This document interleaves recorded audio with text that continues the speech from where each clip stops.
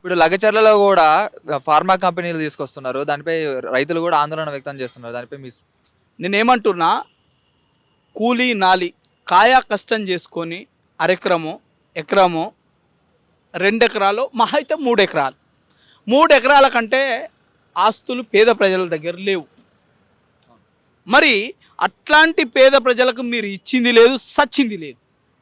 మరి మీది ఎవడా గుంజుకోవడానికి? ఎవడా అభివృద్ధి? పేద ప్రజలకు సంక్షేమం కొరవడిన అభివృద్ధి ఎవరికై అభివృద్ధి? గత ప్రభుత్వం గుంజుకునేది 13,000 ఎకరాలు గుంజుకున్నది. భూమికి భూమి ఇవ్వలే, పైసలు ఇవ్వలే, చక్కగా ఉద్యోగం ఇవ్వలే, ఏమి ఇవ్వలే. మరి మనం ప్రజాప్రభుత్వం అనుకుంటున్నాం కదా, మనం ఇద్దాం, భూమికి భూమి ఇద్దాం, ఇల్లుకి ఇల్లు ఇద్దాం, ఇంటికో ఉద్యోగం ఇద్దాం, ఫ్యాక్టరీ వస్తుంది కదా ఇద్దాం.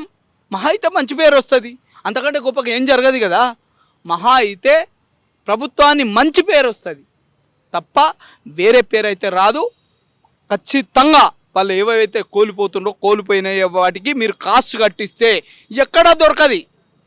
ఒకవేళ దొరుకుతుందని మీరు భావిస్తే, ప్రైవేటు భూమి దొరుకుతుందని మీరే కొనియండి. మాకు పైసలు ఇచ్చుడేందుకు? ముఖ్యమంత్రి గారు మీరే కొనియండి. మీరు 1300 ఎకరాలే తీసుకుంటారు, 1150 చిల్లర ఎకరాలే తీసుకుంటారు కదా.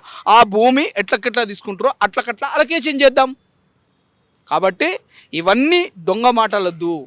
ఇలా ప్రజల కోసం ఉంటే ప్రజలది భూమి, ఇలా నీది కాదు. నువ్వు ఓన్లీ ఆఫ్టర్ రాజకీయ నాయకునివి, ఆఫ్టర్ ఇలా రేపు ఉండే 5 ఏళ్లకు ఉండే ప్రభుత్వానివి.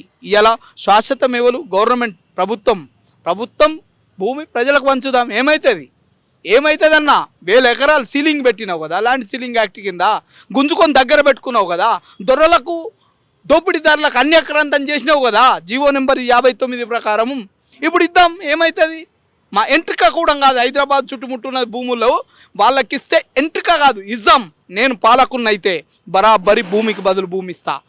మీ ప్రభుత్వానికి దమ్ముంటే భూమికి బదులు భూమి ఇవ్వండి, ఇల్లుకి బదులు ఇల్లు ఇవ్వండి, ఇంటికో ఉద్యోగం ఇవ్వండి. ఎందుకంటే ఆ స్థానాన్ని కోల్పోతుండ్రు కాబట్టి. షేర్ చేయండి, లైక్ చేయండి, సబ్స్క్రైబ్ చేయండి. మరిన్ని వీడియోల కోసం బెల్ సింబల్ పై క్లిక్ చేయండి.